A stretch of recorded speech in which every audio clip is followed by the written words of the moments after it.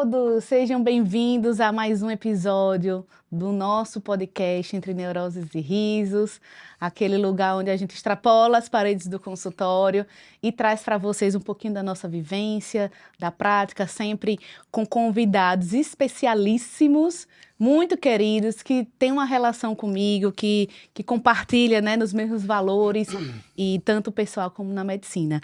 E hoje, né, seguindo a nossa ideia do nosso quadro em que a gente traz, né, Juliano, casos clínicos para discutir, traz um pouco da nossa nostalgia, da nossa época de residentes, em que a gente estudou e complementou nossa formação no Seredic, né, lá em São Paulo. E, enfim, eu fico muito feliz porque ele novamente topou estar aqui, né? Na verdade, assim, você não vai mais topar, você já está intimado, já é o nosso quadro aqui, né, de lei. Mas eu quero aproveitar, né, porque eu deixei todo mundo na expectativa, na outra vez que você veio. A gente deixou aqui a galera só na ansiedade, deixei a ansiedade antecipatória aí com a galera. Sim. E hoje eu quero compartilhar com vocês, foca aqui, câmera, nesse projeto aqui. Vocês estão vendo? Juliano Silveira. Cumprimenta a galera e fala aí do nosso projeto. Então, pessoal, mais uma vez estou feliz, não fui expulso, sigo aqui, certo? Com bastante medicina e brinco muito, e com quintas séries, né? Então, assim, pessoal, esse projeto, agora partindo para a seriedade, é um projeto que eu sempre sonhei, que, assim, a gente estigmatiza muito o envelhecimento. E quem vive uma rotina de consultório, quem atende muitas pessoas em diversos locais, vê que o envelhecimento ele pode ser uma dádiva, um presente. Então, hoje, Ele é uma dádiva. Ele é uma dádiva. Sempre que você fala isso, eu venho, sabe o quê? Meu pai na minha cabeça. É um diamante que está sendo lapidado. Envelhecer é uma dádiva, se bem lapidado. Então, assim, o Super 60+, uma brincadeira que surge para mostrar que o envelhecimento ele pode ser melhor do que a juventude. Brincadeira séria. Ele muitas vezes é melhor do que a juventude. Envelhecer pode ser melhor do que a fase jovem. Então, Super 60+, vão vir personagens reais que vão se dispor a conversar com a gente. Olha que coisa desafiadora. Sim. Mas a gente não gosta de coisa do dia a dia, né, Ariadne? É nosso defeito. Então, a gente vai trazer personagens da vida real, que a gente conheceu, que a gente entendeu um pouco a história de vida e a gente vai entrevistá-los aqui com a devida autorização, sem exposição, de uma forma de mostrar que o envelhecimento ele tem que ser ressignificado. Isso.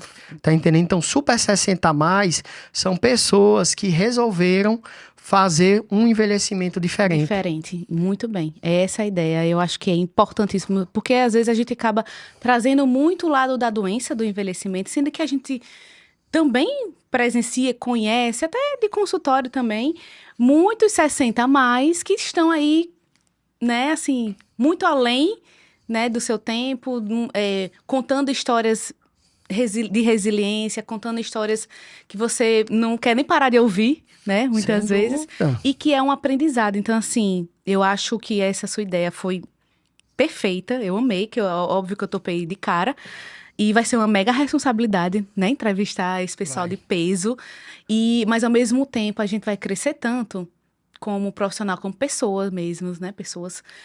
Então vai ser muito massa. Muito massa. Então é isso, pessoal, aguardem novidades, um quadro chamado Super 60+, aquele quadro que nunca envelhece, tá entendendo? Aquele quadro quase uma quinta série, tá entendendo? Com coisas alegres, coisas vivas, que vai ressignificar a sua vida. Exato. Tá entendendo? Sua visão sobre o envelhecimento. E isso serve para todo mundo. Sim. Né? Para quem nos assiste que não é idoso, até porque, né? Fala aí. O envelhecimento é uma questão democrática. Todos irão.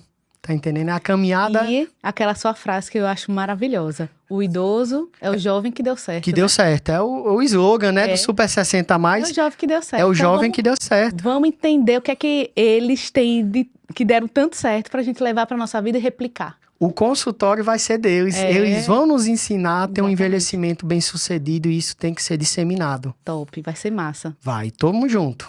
E é isso. E esse a Alexa aí? Opa, quase que eu esqueceria. Ó. A É. gente vai trazer muita coisa nesse Super 60 a mais. É pra cá, é. É, A gente vai trazer tecnologia, vai trazer dispositivos de medicina assistiva, falar dicas. Porque assim, isso não fui eu que aprendi sozinho, foram os idosos que me ensinaram.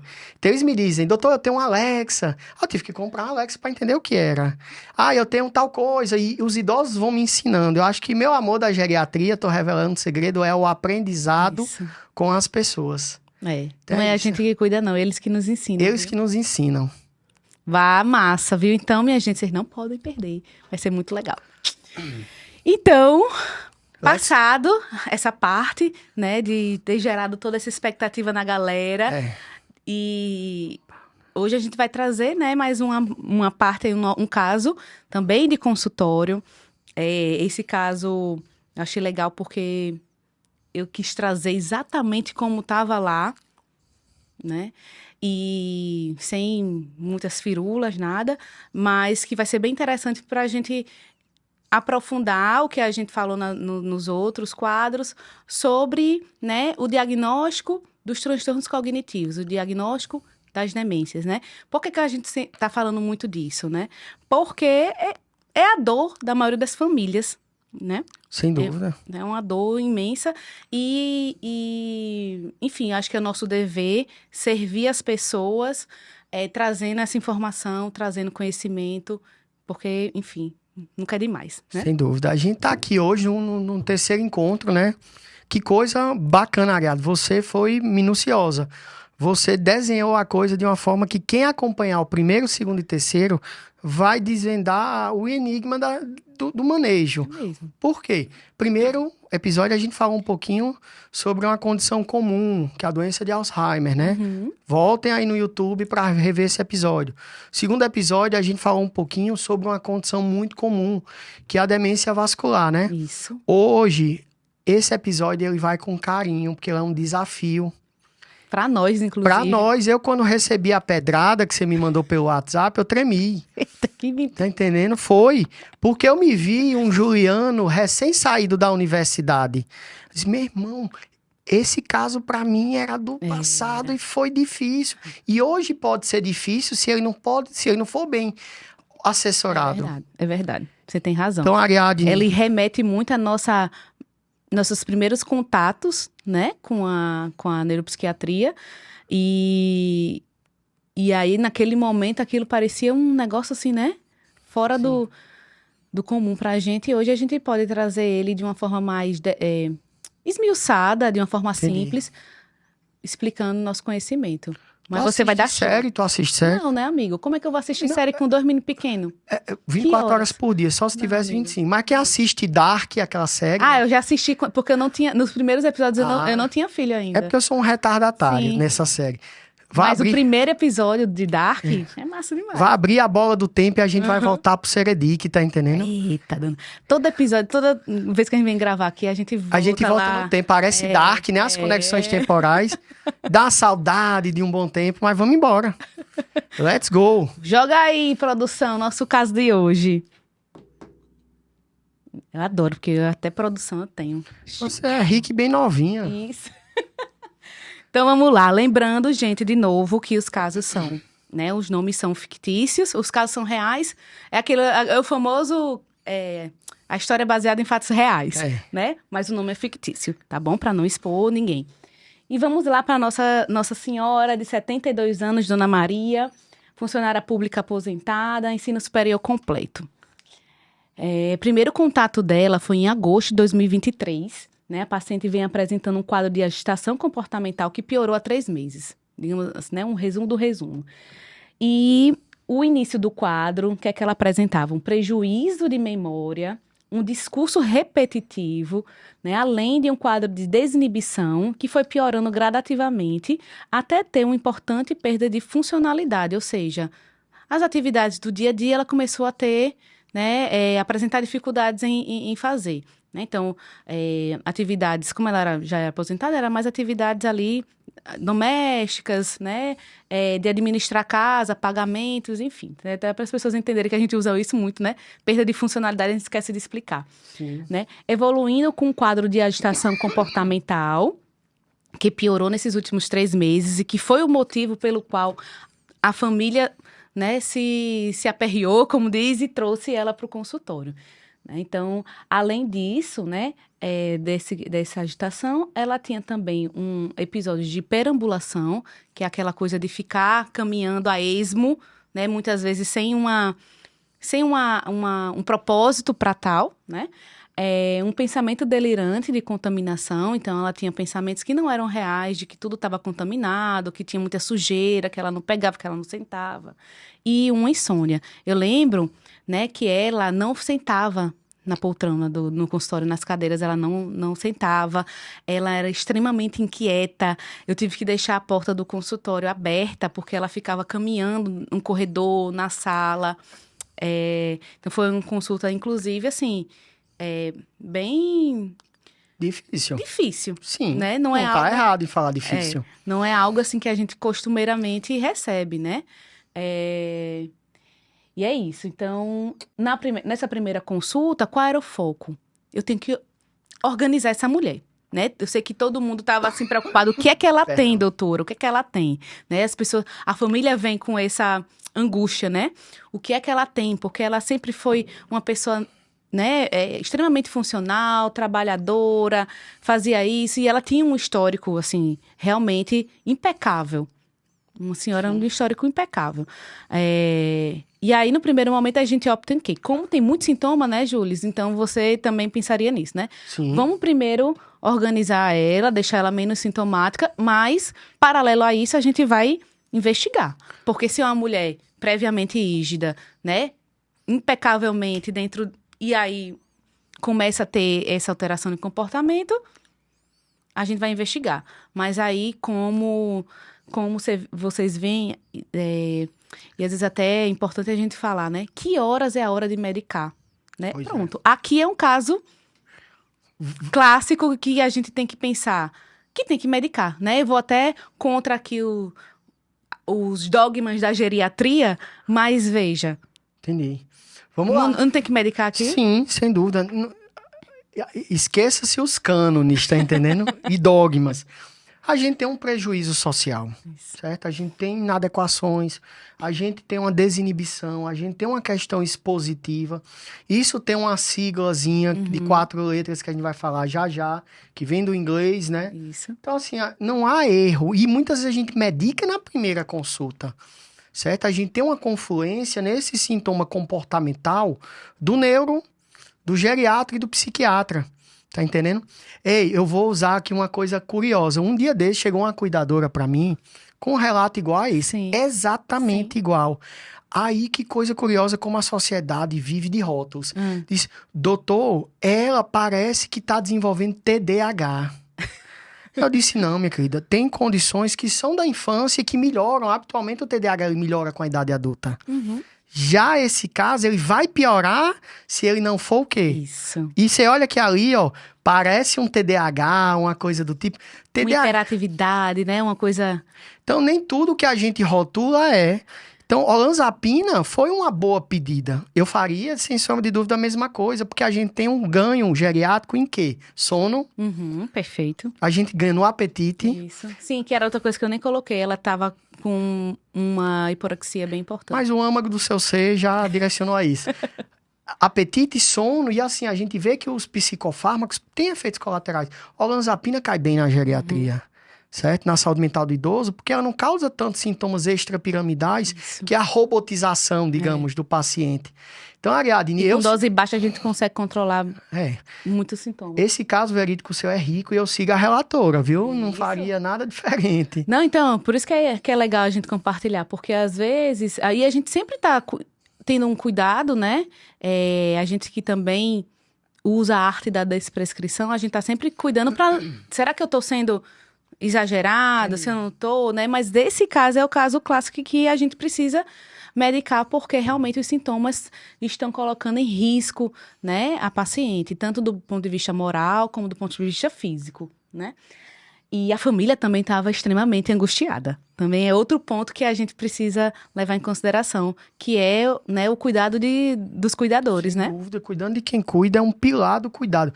Ariadne, eu já vou dar uma dica aí que você faz isso. A gente não tem tempo, às vezes, de trazer tudo como a gente faz. É aquela coisa.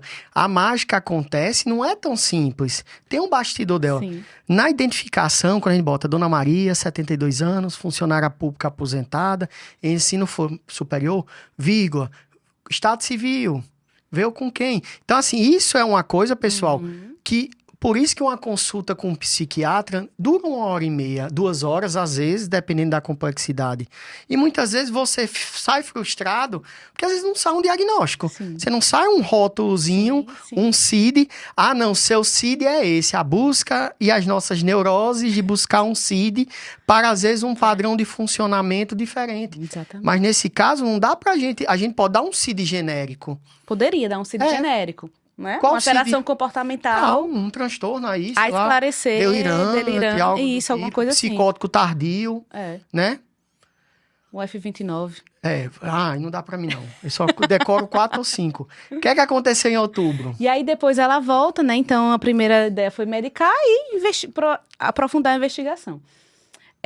Já voltou bem mais organizada, mas ainda tinha alguns sintomas residuais, então ela parecia mais apática, ela já não estava mais tão agitada. Certo. Agora ela estava apática, né?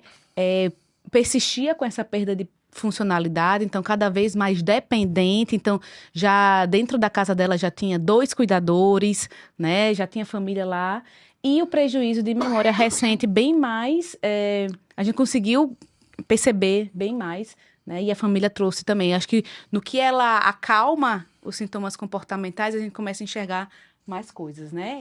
Inclusive de memória. E aí a gente faz alguns testes, a gente até falou no outro caso, os testes que a gente faz dentro do consultório, sempre lembrando que são testes de rastreio cognitivo, mas que tem uma intencionalidade, a gente não faz só por fazer, tem uma intencionalidade. E aí eu relatei, né, que existe um teste do desenho do relógio, que a gente faz, inclusive... Enfim, outra oportunidade a gente traz para construir, trazer imagens, vídeos, né? Mas se você quiser já falar alguma coisa... É porque não tem papel, né, aqui. Se ficar gravado, a gente posta a imagem. Depois do ao vivo, gravado, segue a imagem. Segue a imagem de um teste do desenho do relógio. Que é um teste que, assim, a imaginação tem que fluir agora da turma. Você tem um papel, olha como é barato. Um papelzinho, uma caneta, e você pede ao paciente... que desenhe um relógio, Isso. certo? Explicar que não é um relógio digital, assim, às vezes a gente não explica, né? Sim, o ideal é não perguntar, mas se eles perguntarem... Se ele perguntar, você tem que dar o comando, Sim. Você não pode fazer aquela postura robotizada, não. Se ele perguntar, é para desenhar um relógio? Aqui tá o espaço e o papel, e você libera a criatividade dele. Sim. E o que é que a gente avalia? 3 coisas, né? Posso comentar Pode, essa por parte? favor. Que é a geometria espacial, né? Do relógio, como ele planeja aquilo dali, como ele posiciona os números e como ele acha a hora de forma assertiva, dado-se o comando correto de hora, digamos. Eu quero que você marque no relógio com os ponteiros, 3 horas da tarde, 11h10 da manhã, depende do contexto. A coisa da despadronização e a vida é bonita por isso. Um atribui uma pontuação de 10, outro atribui uma pontuação de 5. Mas o que vale, pessoal, o segredo é a análise qualitativa. Isso. Ver como é que a pessoa constrói. Executa na sua frente. Uhum. Por exemplo, então assim, eu fico aficionado com teste. Pessoal, você gosta muito de teste, não de executar, mas de entender o racional por trás daquilo. Exatamente. Então, um relógio, um teste de desenho, dá para fazer na UBS? Dá. É caro? Não. Não. Dá para qualquer médico fazer e suspeitar? E tem um valor pedagógico. Olha o segredo. Olha aí. Que no momento que muitas vezes o teste está sendo executado, na frente da família e sem constranger o paciente, a família liga o insight. Rapaz, que relógio é esse? Exatamente. Vários momentos, às vezes a família não tem dimensão, né? Entendi. Arthur, não vale virar meme. Cara, que relógio é esse? Não pode, viu? Nem figurinha. Então, assim, são testes que tem um racional por trás, né? Então, assim, a gente fez o teste de desenho no relógio, ela não conseguiu desenhar nada, né? Um teste de fluência verbal, onde a gente pede para o paciente falar, né? Nome de animais em um determinado tempo, também foi muito pobre. E depois a gente expande para uma fluência que só é fonética, né? Para uma determinada letra, a pessoa tem que falar, né? Tipo assim, simular. Você dá 1 minuto e fala aí o maior número de animais que você já viu. Pronto. Aí fala carro, gato, cachorro em 1 minuto. De fonema. Com a letra P. Isso. Panela, primo. Que não seja nome próprio. Exatamente. Pedro. Isso. E aí a gente vai contabilizando. Então, é feito isso. E aí essa paciente, ela foi bem ruim nessa parte desse teste. E aí ela trouxe uma ressonância, que eu já tinha pedido na primeira consulta, né? Aí ela trouxe a ressonância. Sim. E aí, eu até peço desculpa porque não tem as imagens, mas tem o laudo, tá? Curioso. Você fale. pediu de cara uma ressonância. Pedi. Legal. Pedi. Por quê? Achei que o caso merecia. Por quê? Uma senhora de 72 anos, né? Sem histórico de doença mental, neurológica, comorbidades nenhuma, 0, que chega para mim com alteração de comportamento. Podia ser um câncer, um tumor Poderia cerebral? ser um tumor. Pode.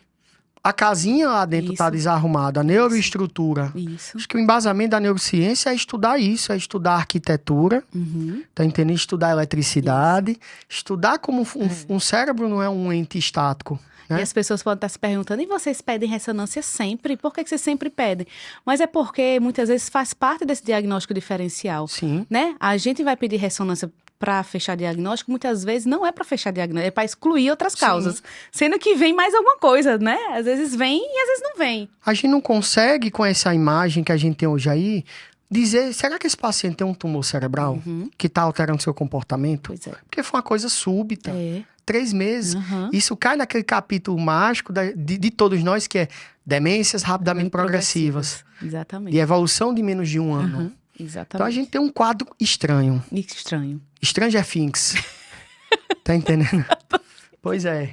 Então, exatamente, nosso quadro. Stranger Things. Então a gente tem um quadro com menos de 1 ano de evolução e muito sintomático. Muito sintomático e neurotípico no sentido de que não é...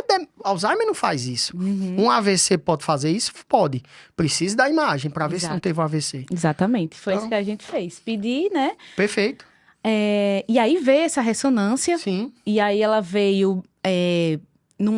dentro do laudo dela veio uma ressonância com alterações muito benignas, né?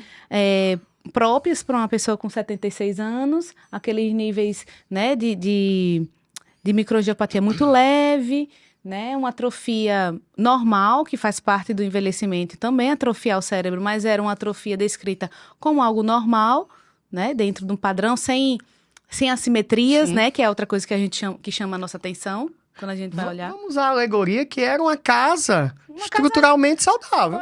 Que não assustava. Não assustava, exatamente. Eu vou mandar um alô para os geriatras em construção. Pessoal, tomem cuidado com exames. Nem tudo que o exame mostra é. É a verdade, né? E esse é o recado que a Ariadne está dando aqui nessas palavras. A gente pediu uma ressonância para ver a estrutura da casa. Você vai ver como é que é o alicerce, a base. Só que a ressonância, dependendo do método, ela é um exame estático, né? Isso. Então a gente vai entender um pouco disso. A bola tá com você, Ariadne. Isso. Sendo que aí, gente, eu não me convenci com essa ressonância. Achei uma ressonância sem muita alteração para uma paciente que tinha muito sintoma clínico. Uma dissociação. Uma dissociação que a gente chama. Clínico-radiológica. Exatamente. Perfeito. E aí eu disse, gente, precisamos de um outro exame. Né? Falei com a família e tudo, precisamos de outro exame, né? Não, agora é um exame diferente, né? Onde a gente consegue tirar melhor essa dúvida, né? Do que é que está acontecendo. Sim, perfeito. Então, assim, eu gosto muito de olhar o cérebro como uma casa. A casa tem arquitetura, tem eletricidade, tem um sistema hidráulico, eu até brinco. A gente tem doenças que afetam a arquitetura, as rachaduras cerebrais. Sim. Que mexem com a iluminação e até com o sistema hidráulico, que é as hidrocefalias. Então, a gente precisava olhar para essa casa de uma dimensão melhor. Você é uma serediquiana. Tá entendendo? Você veio do... Não é à toa, né? Você, assim, de uma forma brincante, pessoal.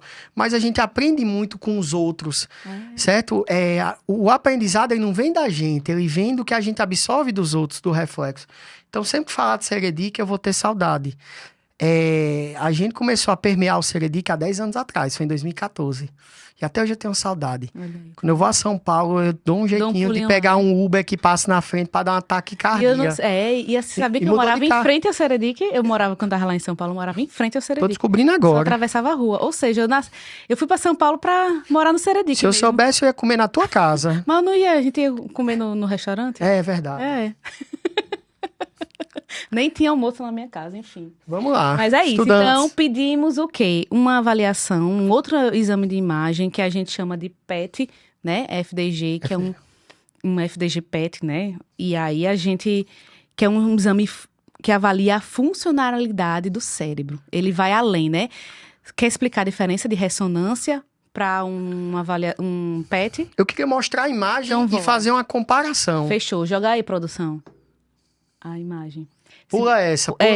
Pula essa, põe a outra. Isso. Vai, arrasa aí, Serediquiano. Quem gosta de futebol gosta dessa imagem.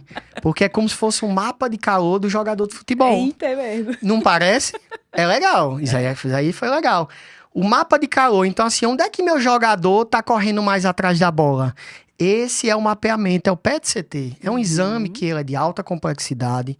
Infelizmente, a acessibilidade dele não é tão comum, mas é necessário. Isso. Em alguns casos, a gente precisa usá-lo, né? E o SUS tem. Se souber indicar, não é metralhadora de exame. Se você souber indicar bem um caso, dá para se tentar conseguir. Sim. Não é uma coisa tão fácil. Os planos de saúde não cobrem, né? Eita, começou a sessão tesoura. Vamos botar aqui pra galera. A gente precisa de um rol maior. Né? Acho que é a dor de todo médico, não é só nossa. A gente não tá sendo injusto. Eu lembro que essa paciente, ela fez particular. Pois é, e um custo elevadíssimo. Mas precisava. Isso. Mas graças a Deus eu não me senti culpada depois que eu pedi e que veio o resultado. Volta o tempo, bola do Dark. Vamos lá para o laudo.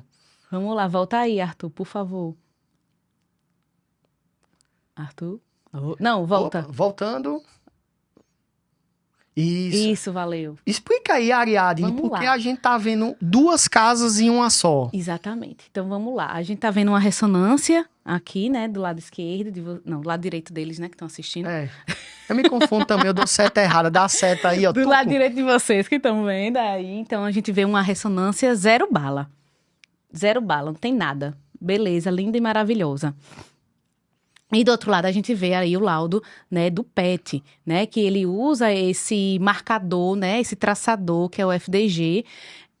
É como se ele imitasse a glicose, né? Então o cérebro, ele precisa de glicose para funcionar. Sim. E esse marcador, ele vai no lugar como se fosse a glicose. Ele vai se marcar onde tem metabolismo e não vai se marcar onde não tem metabolismo. Captei vossa mensagem. Captou? Vai. É igual aquele filme lá do... Um GPS. Isso, perfeito.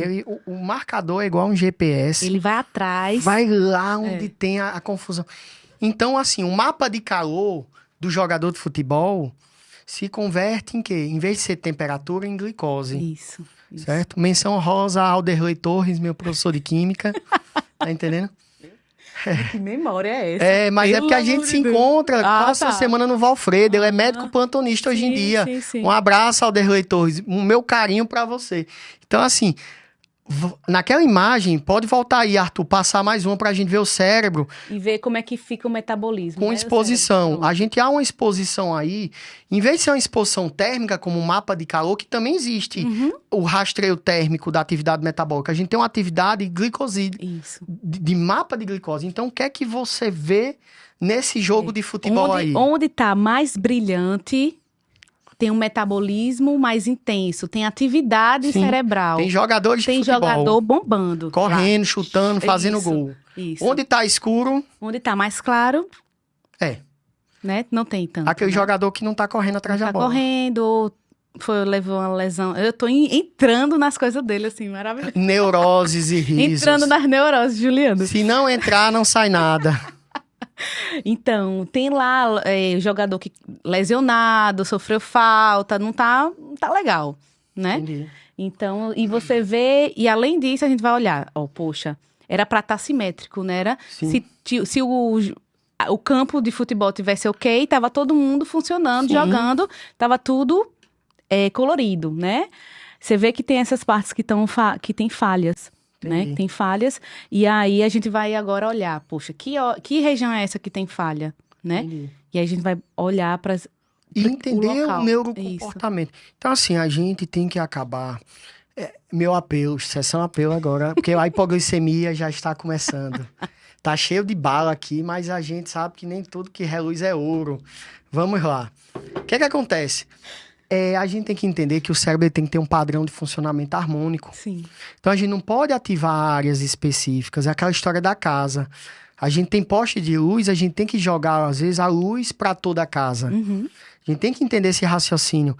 Então, assim, a gente está diante de um cérebro que, se você tiver o quarto iluminado e a cozinha escura, você vai cair. Isso, perfeito. Então, a gente precisa entender, e você foi cirúrgica, apesar de ser psiquiatra, nesse diagnóstico. Porque, precisa voltar não, impressão. Olha ali, ó. A gente já tem uma hipótese diagnóstica pelo padrão de funcionamento neuroquímico do cérebro, Isso. no idoso.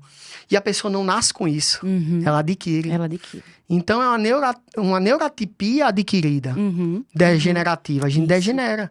Então, assim, as neurotipias, elas são um leque de coisas. Isso. O Alzheimer é uma neurotipia, a demência vascular, o Parkinson, só que adquirida, não congênita. Eu falo isso, Ariadne, porque muitas vezes o pessoal traz os sintomas comportamentais com similaridade.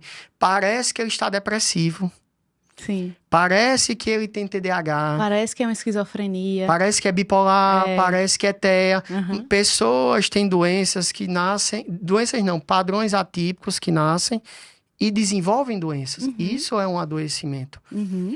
E eu digo que foi um caso difícil. Por quê? Porque a casa, quando você olhou a casa de fora, você viu uma casa intacta.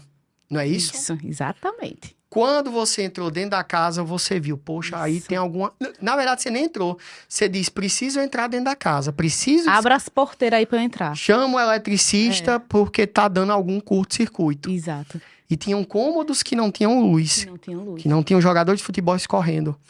Mas tinham cômodos que tinham romários fazendo gols ali de vermelho. Isso. E É uma outros- brincadeira, né? Porque eu acho Sim. que é um exame difícil. Não é, e eu lembro que eu demorei pra entender, pra aprender, né? Eu tive dificuldade para aprender. Aí depois eu fiz, poxa, parece um futebol. Eu gosto de Aham. futebol. Sim. Aí fui associando. Eu nunca fiz essa analogia, né? Você é tão inteligente que você consegue Nada. aprender por analogia. Eu fui no grosso mesmo. Não, aí eu fui atrás de Espera. Rafael Espera e Tarsila. Menina, Nos acho que eles são aguardem. mais famosos do que... Sua orelha digital está queimando. Tá entendendo? Vamos lá. E aí, gente, o que é que veio nesse exame, né? Então, um exame PET cerebral, que faz com marcador, FDG, que a gente vai avaliar, como o Juliano falou, né? O detalhe do detalhe vai ver o funcionamento. Enquanto a ressonância, ela olha a estrutura, né? A gente vai olhar aqui o funcionamento. Então, ele tem um poder maior, digamos assim, né? De acurácia, né? De dizer, poxa, aqui eu consigo ver realmente o que está acontecendo, que às vezes o estrutural não vê, Sem dúvida. né? E essa é a beleza do caso, no sentido não pela diagnóstico, obviamente, né? Mas pelo caminhar em busca desse diagnóstico, Sim. né? E aí a gente vê que essas regiões onde tinha um hipometabolismo, onde não tinha jogador, Hipoglicemia. Que estavam em hipoglicemia, que não trabalhavam que com não estavam glicose. trabalhando, exatamente, eram justamente as áreas do cérebro, né? Onde a gente tem onde a doença, né, de Alzheimer, ela atua. Que é nas regiões temporais, né, parietais, ou Isso. seja, nessa conexão do meio de campo. No meio de campo. É o meio de campo. Exatamente. Não é o ataque, que é o frontal, e nem a defesa, que é o occipital. Pois é. Então a gente tem eu falo, pessoal, tô falando essas alegorias porque para mim, pessoal, relato pessoal, foi um exame difícil de compreensão porque a gente tem pouco acesso. Sim, sim. Ressonância tomografia a gente vê Sim, direto. Sim. PET a gente vê pouco. Pouquíssimo. Né? Mas veja como foi fundamental. É para todo mundo que a gente pede? De novo, não. Tem que ter né, bastante segurança de pedir? Sim, porque às vezes não vai conseguir no SUS, o convênio não paga, e a família quer investir, e você acha que é importante? Então, é nessa hora, né? Fazer essa escolha assertiva. E uma coisa legal, assim, você sabe que eu gosto muito de mexer com tecnologia, sou curioso. Assim, a riqueza que esse exame hoje estão se estudando, turma aí tá pegando Sim. padrões como esse, montando o banco de dados e vendo a questão de inteligência artificial Sim. como uma forma de ajudar o médico. Sim, sim. A gente vê muito, assim, a inteligência artificial ser atacada como uma coisa negativa. Mas a inteligência artificial, eu digo que é o carro do profissional. Tipo, antigamente o profissional andava de meios animais, rurais, depois ele ganhou o ganho da revolução com o carro, e hoje a gente está tendo a possibilidade de ser exposto a um novo carro. Isso. Então, a inteligência artificial, ela pode nos ajudar a buscar esses padrões de funcionamento cerebral e casar com a clínica. Isso. Temos uma clínica dissociada. Uhum. Então, no momento, isso já existe. Isso aí, no que eu estou trazendo, já tem pessoas aqui no Rio Grande do Norte Que já usam isso, que né? usam um mapeamento de neuroglicometabolilismo para tentar buscar um padrão junto com a história. Não é jogar o sujeito numa máquina. Isso, não é de dizer, qualquer jeito. você é o bonequinho do Alzheimer, você é o bonequinho disso. Não. Você tem uma história de vida, ela foi coletada, ela tem um racional, plausibilidade técnica, e aqui entra a tecnologia. Uhum. E é isso. Isso que é a beleza. Essa que é a beleza. É. Isso mesmo. Então, gente, a gente conseguiu concluir. Eu me lembro que quando a pessoa familiar ela mandou uma foto, inclusive, do laudo. Aí eu, sabe como eu respondi? Como? Acabou-se o mistério. Vixe, que poético. Quase Harry Potter. Você fez com a Foi, eu respondi pra ela, disse, acabou o mistério. É porque eu não entrar na minha cabeça. Eureka. É. Brilhou uma luz assim, truc. E eu nem achava que eles iam fazer, inclusive. Mas, enfim, acabou o mistério. Essa senhora tinha uma doença de Alzheimer. Uma doença de Alzheimer. Aí você fala, mas qual é a importância de dar um diagnóstico preciso? Aí a gente entra diferente do segundo momento da gente sobre demência vascular. A gente precisa ter um diagnóstico preciso para prognosticar. Perfeito. Então, a gente precisa navegar, é preciso, diagnosticar é preciso. Por quê? Para eu contar o final do filme à família. Olha, esse é um quadro demencial, tem nome. Tem sobrenome, tem Alzheimer, vascular, demência lobar frontotemporal, Levi. Como é que é a evolução do filme e o desfecho dele? Para se preparar. Isso. Mas uma coisa que surgiu agora. Sempre é assim? Não. Não é. A gente tá contando uma história bonita. A gente tá contando o perfeito que nem sempre é feito. Mas é assim? É. Não é. Às vezes a gente não consegue fechar diagnóstico, a gente não consegue achar a causa. Às vezes a gente não consegue. Muitas vezes. Na verdade, essa aqui é a exceção. E às vezes o diagnóstico é impactante e a família busca uma segunda opinião. Sim, sim. Que ela diz, poxa, quer dizer que meu familiar, tô com uma suspeita de um Alzheimer. Ouvir uma segunda opinião, pessoal, é valioso. A gente vive isso na oncologia de uma forma magistral. Se seu diagnóstico é uma coisa que lhe impactou e você quer ouvir uma segunda opinião, somos seres falíveis. E eu acho justíssimo. Justo. Eu acho digno quando se há acesso a múltiplas informações, porque quando há certeza, há convergência. Tá entendendo? Eu sempre falo, será que eu devo procurar um neuro? Se você quiser, você sentir que vá. E eu ligo pra turma, eu sou chata, eu meto o telefone. E a gente ainda manda as referências, né? Claro, porque assim, a gente não pode viver não somos infalíveis. A gente tem que entender que a gente não vive a medicina da perfeição, a gente vive a medicina da probabilidade. Isso. Então, assim, no momento... Possível. Oi? E do possível, né? E do possível, você vê uma casa aparentemente externamente boa, por dentro você via curto-circuito sem energia em áreas do cérebro, sem jogadores de futebol, sem glicose. Então, assim, entendam que doenças que podem ter um potencial sentenciador, que eu digo no sentido de quê? De dar um prognóstico, ouvir uma segunda opinião é salutar. Porque, às vezes, até para o convencimento da família. Sim. Tipo, o que não pode é a gente buscar o desespero. Tipo, não, recebi um diagnóstico de uma doença crônico-degenerativa, eu vou buscar uma medicina milagrosa, uma medicina cara, tratar uma condição dessa. não é uma medicina tão barata, mas o SUS dá remédios. Sim. Então Sim. não há mágica. O que eu muitas vezes uso no dia a dia são medicamentos acessíveis.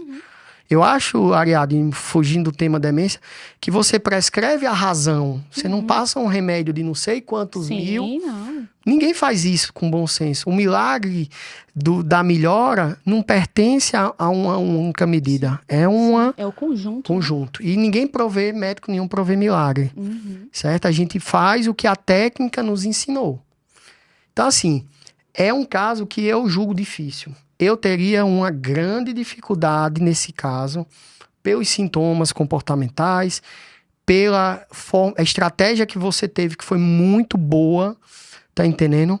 Foi uma estratégia serediquiana, Pois é, né? tá entendendo? Faça jus a ela. Sai a gente. E os livros estão lá, as aulas, a gente tá sempre por lá. Os grupos de WhatsApp, olá, amigos. Então é isso. Foi um caso difícil, eu ainda tô impactado. É um foi caso muito difícil, mas que, né, a gente conseguiu... Enfim, e a mensagem... Passa o próximo slide aí. A mensagem, eu acho que a gente deveria deixar, né, para as pessoas... Esse gráfico aqui a gente viu no Seredic a vida inteira, né? Mas, assim, é que... Por que eu trouxe isso também? Pensando em quê? Para discutir com você. E você é a melhor pessoa para a gente conversar sobre isso. É que, às vezes, as pessoas chegam, vêm com... A gente fecha diagnóstico e tudo. Mas é importante que as pessoas entendam que a doença de Alzheimer, ela tá atuando ali muito tempo antes, né? A gente tem aí artigos, estudos que falam pelo menos 20 anos antes você tem doença. Pródromos. Atuando. Não vai dar sintoma físico, clínico, né? E não é culpa, mas como é que eu poderia ter? Às vezes não vai ser mesmo, não vai ter como descobrir, né? Na verdade, esse gráfico é muito mais do ponto de vista, assim, acadêmico, científico, né? Da gente ver que a doença, ela tá aí há muito tempo, é tanto que existe alguns biomarcadores que, com muita antecedência, eles já vão positivar, mas são coisas que a gente ainda, na nossa prática de consultório, de dia a dia mesmo, de rotina, que é a gente, né? A gente tá nessa coisa, a gente não tá só a gente não tá na ciência, né? Gostaria, né? Mas eu não tô lá fazendo ciência. Eu tô aqui atendendo a galera, né? Então, a gente sabe que a doença, ela tá... trabalhando há muito tempo, pelo menos 20 anos antes. Existe, sim, alguns biomarcadores que a gente consegue detectar antes, né? Mas a nossa realidade é de quê? É de conseguir de fazer diagnóstico tardio, né? Sem dúvida. Quando você fala a sua frase de 20 anos, é muito simbólica. A doença, muitas vezes, ela começa e a gente não percebe, certo? Como uma doença bacteriana, viral. E o que é que a gente observa? Que muitas vezes pessoas de alta escolaridade conseguem mascarar a doença de forma não intencional. Isso. Ou seja, ela começa a ter recursos cognitivos, próteses cognitivas, que a gente fala prótese no sentido figurado, Sim. de conseguir resolver pequenos problemas que mascaram a família. Isso. Poxa, esse cara, eu não tinha percebido isso. Porque com a aposentadoria, eu trago essa questão, com a exigência social de performance, o idoso que tem déficit cognitivo, ele começa a criar uma rotina. E isso vai mascarando na família. Não, papai, mamãe, meu irmão, meu sobrinho, ele tá indo na missa todo domingo, mas ele criou um hábito, um roteiro. Sim. Tá entendendo? E assim, políticas públicas são muito caras para conseguir essa precocidade hoje em dia. E a gente tem que ter muito cuidado. Agora eu vou ser massacrado, vem o cancelamento. Soluções mirabolantes da indústria também, às vezes, elas não resolvem. Isso daí é um consenso entre a gente conversa isso num café, todo médico fala isso. Tem soluções da indústria positivas, tem, mas tem mirabolâncias que, assim, um dia podem se tornar acessíveis, mas, assim, não vendam a vida de vocês para buscar uma coisa que não existe. Se você tem um recurso e quer saber, vá. Se você não tem, não faça um sacrifício, porque dificilmente vai mudar o curso do rio. O curso, exatamente. Essa é a grande questão, porque aí as pessoas sempre perguntam, e aí? Tem exame, né? Então, hoje tem muito isso. Tem exame, posso fazer o quê, né?